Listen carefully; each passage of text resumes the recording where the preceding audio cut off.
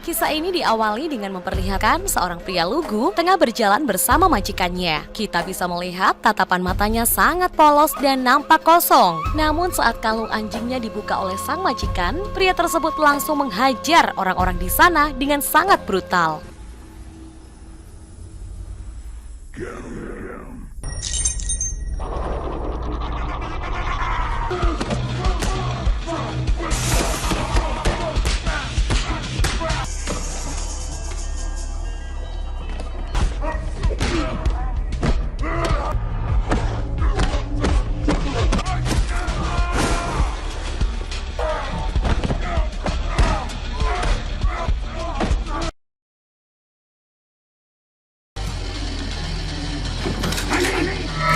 Pria ini bernama Denny, merupakan seorang tukang pukul dari seorang rentenir. Saat kalungnya kembali dipasang, seketika Denny kembali menjadi pria lugu dengan tatapan polos dan cenderung nampak seperti seseorang yang memiliki keterbelakangan mental.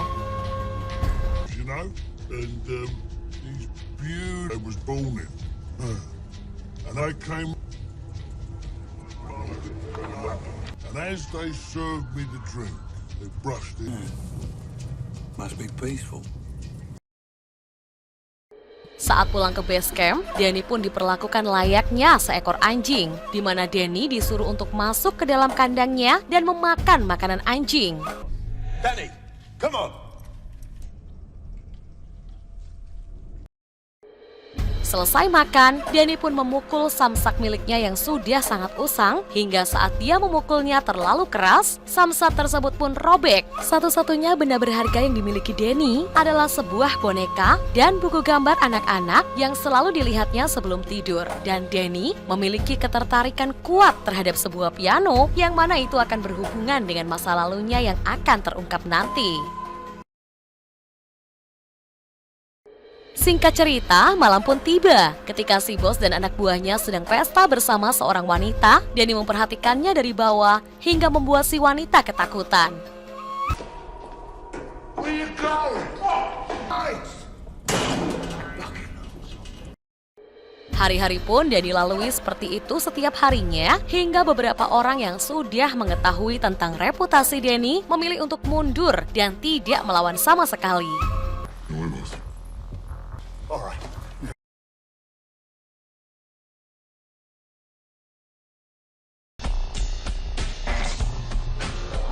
Di sebuah tempat lelang perhiasan, nampak ada sang pemilik, di mana dia sudah mengetahui tentang bagaimana cara kerja si bos dan Denny, yaitu jika kalungnya tidak dilepas, maka Denny tidak akan bereaksi. Di situ si bos mengatakan untuk menciptakan binatang buas, maka didiklah seseorang dari kecil dan perlakukanlah orang itu layaknya binatang. Dan itulah yang membuat Denny bisa seperti saat ini. Hingga saat si pemilik menahan semua orang, Denny pun hanya bisa menyaksikan bosnya dan anak buah berteriak tanpa reaksi apapun. Hal ini cukup masuk akal karena Denny dididik untuk tidak memiliki emosi dan rasa kasih sayang yang membuatnya terbiasa untuk berkelahi saat kalungnya dibuka. Sementara itu, sang pemilik tempat lelang pun pergi ke ruang lain untuk menemui para tamu yang ada. Saat si bos dan anak buah selesai disiksa, akhirnya dia mendapat kesempatan untuk membuka kalungnya. Seketika, orang-orang pun dihajar sampai masuk ke ruang tamu.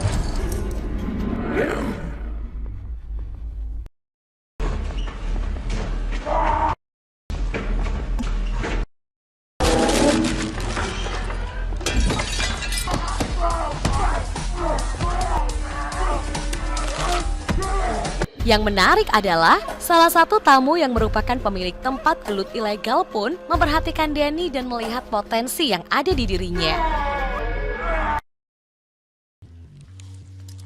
What are you looking at? Just enjoying the show.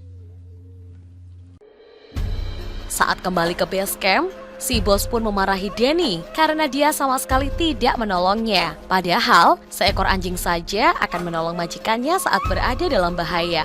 Tak ingin membuang waktu, si bos pun pergi menagih ke tempat selanjutnya, di mana tempat tersebut adalah sebuah toko barang-barang antik. Tak ingin melakukan kesalahan yang sama seperti tadi, si bos meminta Denny untuk menunggu di luar, dan si bos menjelaskan bahwa ketika lampunya menyala, Denny harus segera masuk ke dalam, karena itu adalah tanda sebuah bahaya. Dan di saat si bos terus menjelaskan, Perhatian Danny justru teralihkan kepada sebuah piano tua yang berada di sana. Merasa bahwa Danny sudah mengerti, si bos pun langsung masuk ke sana untuk menagih. Setiap detik berlalu, Danny mencuri-curi pandang dengan melihat piano tersebut hingga perlahan dia bergeser dan mencoba menekan pianonya. Tiba-tiba, Danny dikagetkan dengan seorang pria yang muncul, di mana itu adalah seorang tukang reparasi piano yang sudah tua, diperankan oleh Morgan Freeman. Dalam film ini, beliau berperan sebagai Sam yang merupakan pria tunanetra yang lihai bermain piano. Karena tidak bisa melihat, Sam pun terus berbicara seolah-olah Danny adalah orang biasa pada umumnya. Hingga saat Sam meminta bantuan, Danny pun berkata, Yes. Good. Good. "Ya." Sam yang seumur hidupnya tidak tahu seperti apa warna kuning itu meminta Danny untuk menekan beberapa nada sembari dia membetulkan kerusakannya. Relax. Are you ready? Good. Excellent. Excellent. Setelah selesai, Sam pun memainkan piano dengan sangat indah dan itu membuat Danny merasa hidup kembali seperti dirinya di masa lalu. Ketika terdengar suara tit tit tit, Danny pun sadar dan secepatnya lari ke dalam. Namun dia terlambat karena si bos dan anak buah sudah babak belur oleh kliennya. Walaupun si bos geram dan sangat marah kepada Danny, si bos tidak bisa berbuat banyak karena Danny adalah aset baginya. Come on, doggy. Come on. I said get in there. See ya. I just told you I'm busy. Tak lama, datanglah si pria pemilik Fight Club yang bernama Ako untuk menawarkannya kerjasama. Awalnya si bos menolaknya karena itu adalah permainan anak-anak. Tapi saat mendengar bayarannya cukup tinggi, si bos pun menyetujuinya. Very lucrative. Sampai di sana, aku pun menjelaskan bahwa hanya ada satu aturan di Fight Club miliknya, dan itu adalah bertarung sampai mati. Jika tidak mati, maka dia tidak akan mendapatkan bayarannya. So glad you could make it. Dan orang yang memiliki tubuh besar serta seram adalah juara bertahan di Fight Club miliknya, di mana dia sudah membunuh puluhan petarung dan berhasil mematahkan ratusan tulang manusia, juga merupakan lulusan dari sebuah penjara paling sadis di Meksiko. Namanya adalah El Rico. Tak ingin membuang waktu dan basa-basi, si bos pun langsung melepaskan kalungnya dan menyuruh Danny untuk bertarung. Dan yang mengejutkan adalah sang juara bertahan yang sudah membunuh puluhan petarung pun harus mati oleh 3 pukulan biasa yang dilayangkan oleh Danny. Dan permainan pun selesai. Dengan banyaknya uang yang didapatkan dari hasil pertandingan, si bos pun terlihat sangat senang dan menawarkan Danny sesuatu yang diinginkannya. Danny pun menjawab yang diinginkannya adalah sebuah piano. I want a piano. Sontak hal tersebut membuat si bos tertawa. Namun Danny terus berbicara, piano, piano, piano. Tiba-tiba, sebuah truk menabrak mobil mereka hingga terseret puluhan meter dari jalan raya.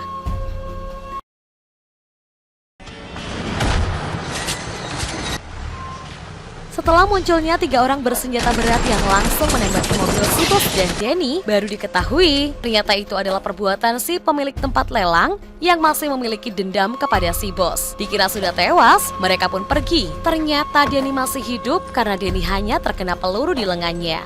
Danny mengira si bos sudah tewas. Ia pun pergi dari sana dan menuju ke tempat barang-barang unik dan masih ada Sam di sana. Akibat peluru tadi, Danny pun kehilangan banyak darah kemudian pingsan.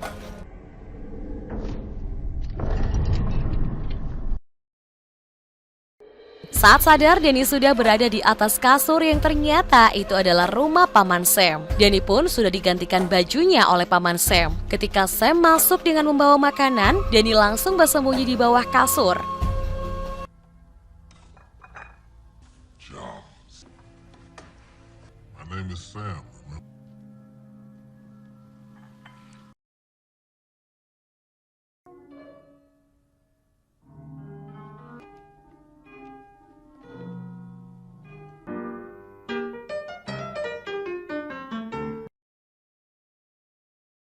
Tak lama, datanglah anak tiri dari Sam yang bernama Victoria. Saat Sam melihatnya, dia langsung menutup pintu. Hey. Then not, I bet. Does he like to read?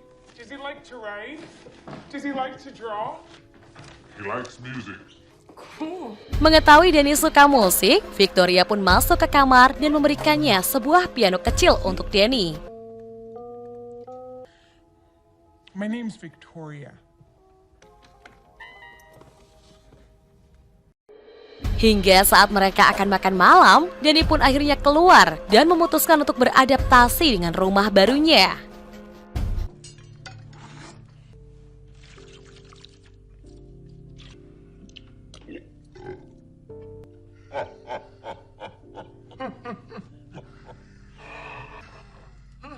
Let me Esok pagi saat Sam akan melepas kalung di leher Danny, dia langsung bereaksi untuk tidak membukanya.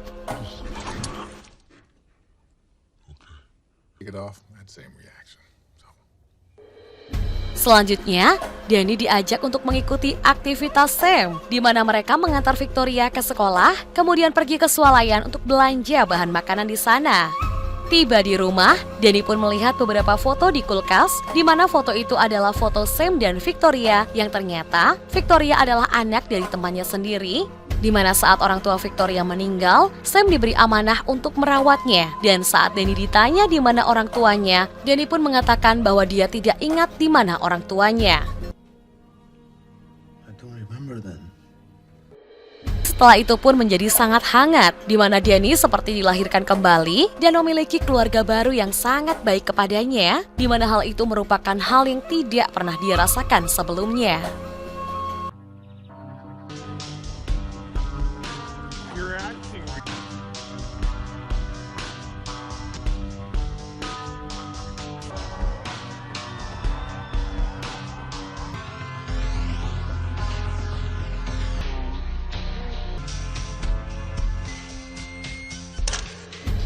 Ketika suatu hari mereka sedang berbelanja, tiba-tiba ada beberapa orang berkelahi di sana. Sam yang khawatir dengan keadaan Danny terus berteriak memanggil namanya. Dan ternyata Danny sama sekali tidak memperdulikan hal tersebut.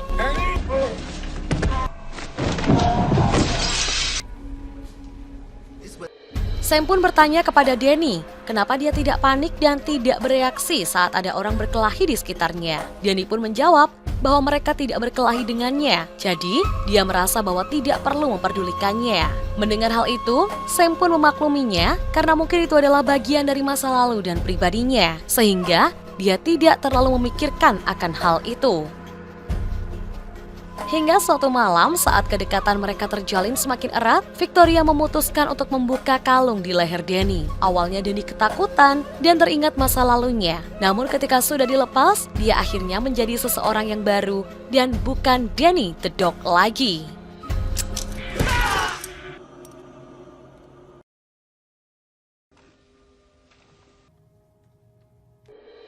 Esoknya Danny diajak oleh Sam untuk pergi bekerja bersama Sam, di mana mereka berdua menjadi partner yang sangat baik. Danny pun mendapat bagian dari hasil kerjanya itu. Danny bertanya kepada Sam, untuk apa uang itu? Sam mengatakan, terserah kamu Danny, itu adalah uangmu.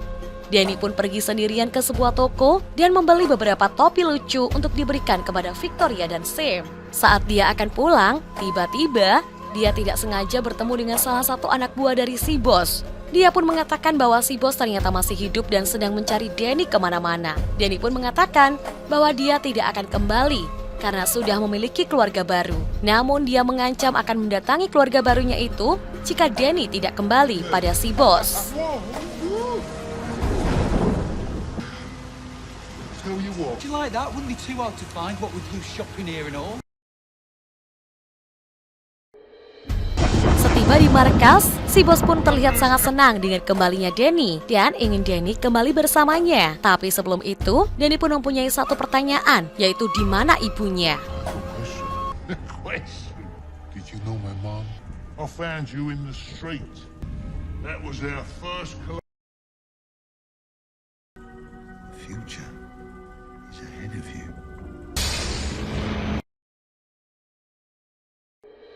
Pada akhirnya, Danny kembali menjadi binatang buas, di mana si bos mengajak Danny kembali bertarung di tempat Fight Club waktu itu. Saat pertarungan akan dimulai, Danny masih terus mengatakan bahwa dia tidak ingin menyakiti orang lain. What's wrong with you? I don't want to hurt people anymore.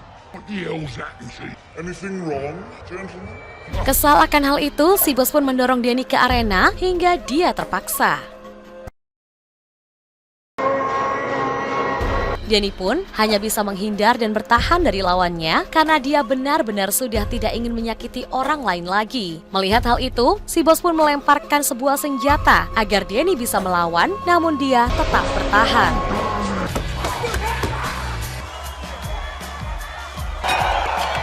Tak ingin permainan terus monoton, si pemilik klub itu pun memutuskan untuk menurunkan 3 petarungnya, sehingga sekarang Danny harus melawan 4 petarung sendirian.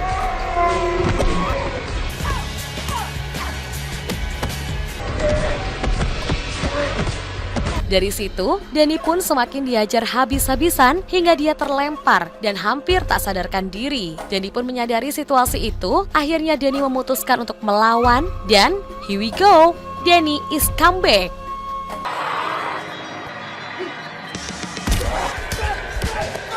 Agar pertarungan lebih seru, mereka pun melemparkan berbagai senjata. Namun, hal itu tidak membuat Danny kalah dan bahkan terus melawan dengan tangan kosong hingga mereka semua berhasil dikalahkan.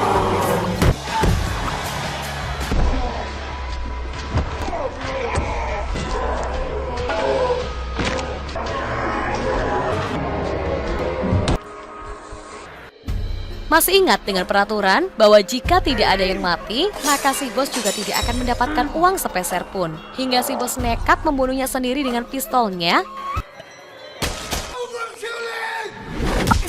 Dan akibat kejadian tersebut, Danny dihajar habis-habisan, dilemparkan kembali ke dalam kandangnya. Di sisi lain, Victoria mempertanyakan di mana Danny sekarang karena dia mengira bahwa Danny bahagia bersama mereka. Sam pun menjawab bahwa terkadang bahagia saja tidak cukup dan mungkin Danny ingin mencari siapa jati dirinya yang sebenarnya. Sementara itu, Danny terlihat sedang melihat buku miliknya lagi. Ia menemukan sebuah foto ibunya di sana. Hingga saat si bos sedang bersama seorang wanita, tiba-tiba Danny muncul di sana. Dia langsung memaksa si bos untuk mengatakan yang sebenarnya. Karena takut, si bos menunjukkan foto-foto ibunya dan mengatakan bahwa ibunya telah dibunuh oleh temannya di masa lalu dan si bos memutuskan untuk merawat Danny sejak saat itu. I'm sorry I lied to you, Danny. Saat akan pergi bekerja, seperti biasa si bos mengatakan bahwa sebuah keluarga harus dipertahankan apapun yang terjadi. Mendengar hal itu, Danny pun sadar bahwa dia sudah memiliki keluarga sendiri, yaitu Sam dan Victoria yang merupakan keluarga barunya. Dan keluarga harus dipertahankan apapun yang terjadi. Untuk itu, Danny langsung berontak hingga mobilnya oleng dan mengalami kecelakaan dengan cepat. Danny segera pergi kembali ke rumah Sam dan ternyata mereka sudah menunggunya di sana. Dengan foto yang dibawa Danny, Victoria pun mencari clue tentang ibunya Danny yang ternyata adalah seorang pemain piano dan ada beberapa foto murid di sana dengan jendela yang sangat besar hingga Sam menyimpulkan bahwa mungkin saja ibu Danny adalah seorang guru piano di sebuah akademi. Untuk itu, mereka pun pergi ke sana dan mencari arsip tentang seorang wanita Asia yang pernah mengajar di sana.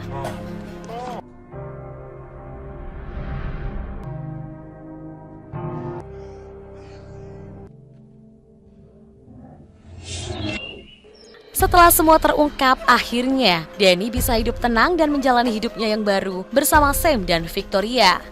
Namun cerita belum selesai. Saat Victoria memainkan not dari kertas milik ibunya, seketika Danny teringat masa lalu bahwa si boslah yang telah membunuh ibunya. Di mana Danny disuruh untuk bersembunyi di dalam lemari dan menyaksikan langsung kematian sang ibu. Yang terjadi kemudian, si bos merawatnya dan menjadikan Danny sebagai anjing peliharaannya.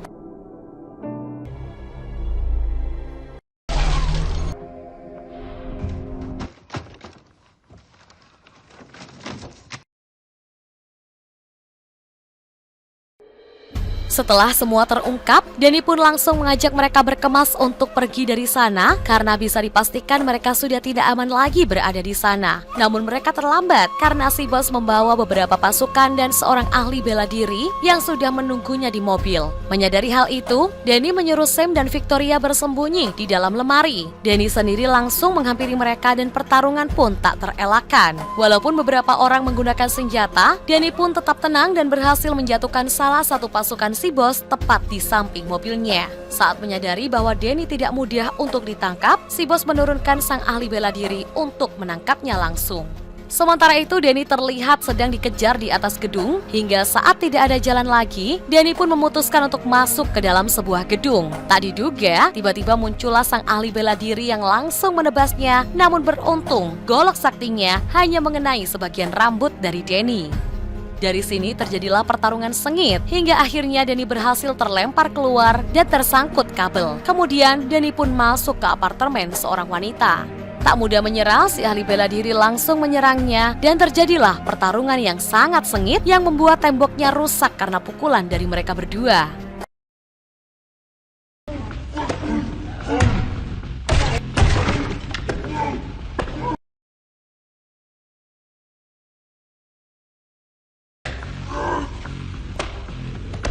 Ternyata, tanpa golok si ahli bela diri tidak sejago yang dibayangkan, hingga dia harus terjatuh tepat di atas mobil si bos. Melihat hal itu, si bos langsung turun tangan dan terlihat bahwa anak buahnya berhasil menjebak Danny dalam sebuah ruangan. Saat Danny memutuskan untuk pergi melalui celah atap, si bos menyadari itu dan menyuruh anak buahnya untuk menunggu di sana. Hingga sampailah dia di apartemen milik Sam. Si bos merayu dan membujuk Danny untuk kembali. Dan saat si bos akan memasang kembali kalungnya, Danny menahannya dan mengatakan, "Maaf, aku sudah punya keluarga baru." Dengan cepat, si bos langsung dilumpuhkan hingga saat Danny akan membunuhnya, Sam langsung melarangnya. Alasannya, karena jika Danny membunuhnya, maka dia akan dipenjara. Dan apa bedanya dengan mereka?